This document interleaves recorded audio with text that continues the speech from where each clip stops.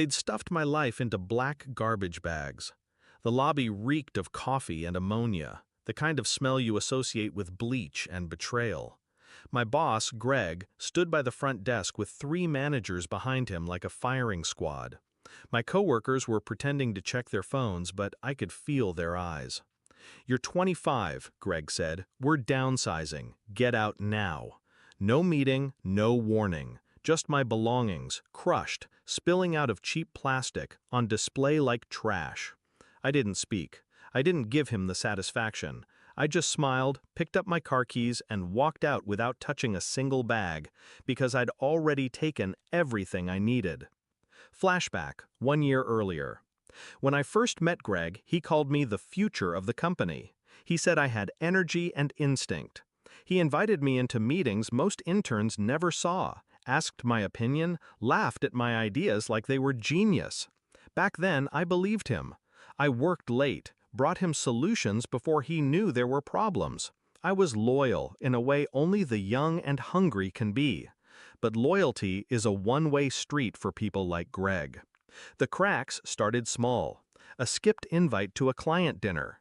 A project I'd built from scratch suddenly being presented by someone else, Greg's favorite senior manager. Then came the praise that didn't include my name. And finally, the late-night email I wasn't meant to see. Greg forwarding my proposal to another manager with the words, "Run this under your department, credit it to yourself." That was the moment I understood. I wasn't the future of the company. I was a resource to be drained, then discarded. So I didn't confront him. I started watching him. Greg liked control. He liked knowing he could pull a lever and someone's career would move or collapse. That arrogance made him sloppy. He'd brag about upcoming deals in the elevator, forgetting who was listening. He'd leave signed documents in plain sight on his desk. I memorized names, dates, figures. By the time he'd stripped my projects from me, I already had something he didn't know I possessed, a map of the company's most valuable relationships. Planning started quietly. I stopped storing anything important on the company's server. I moved my work to encrypted drives at home. Every time I spoke to a client, I made sure to follow up from my personal email, just in case our server went down. Most responded. Many kept my personal contact on file. Some preferred it.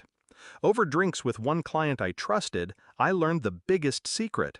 The company's 3 largest accounts were considering moving elsewhere. Greg didn't know yet. I decided to make sure that elsewhere was me. Execution took months. I reached out to those accounts not to poach, just to build trust. I anticipated their needs, solved problems before they escalated. I didn't ask them to move, I just made it easy to imagine working with me directly. Meanwhile, I started a side company, quietly, legally, under a name that could never be traced back to me until I wanted it to be. I set up contracts, I rented a small office, and I waited. The firing was my green light.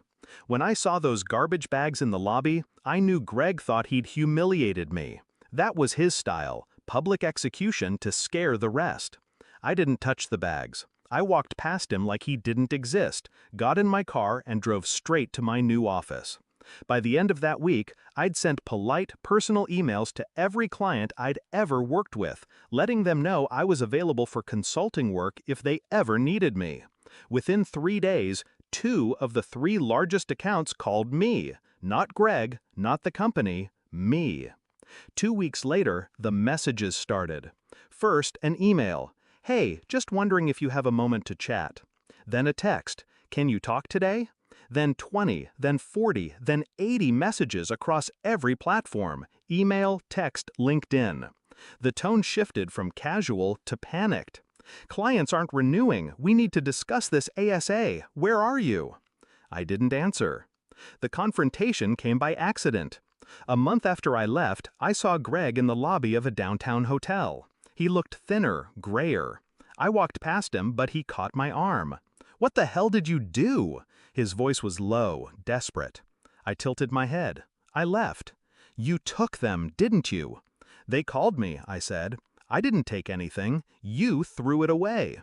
His hand dropped. In his eyes, I saw the realization land. He'd fired me thinking he was cutting off dead weight, but he'd been holding on to the anchor that was keeping the company afloat. Now, those 3 largest accounts are mine. So are 5 others that followed. My office is small, but it's mine. No garbage bags, no public humiliation. Greg's company is bleeding. Last I heard, they closed 2 departments and cut half their staff.